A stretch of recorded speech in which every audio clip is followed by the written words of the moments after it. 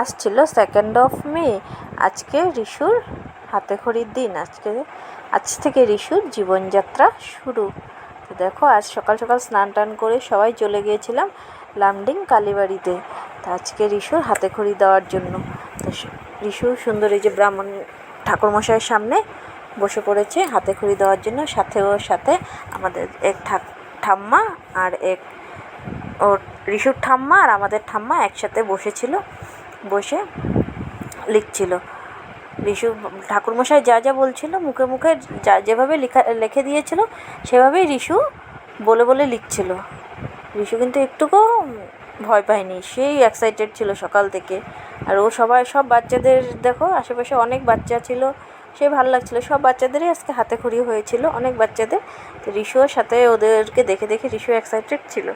তো সবাই আশীর্বাদ করো যেন আমার রিশু একটা মানুষের মতন মানুষ হতে পারে, ভালো মানুষ হতে পারে।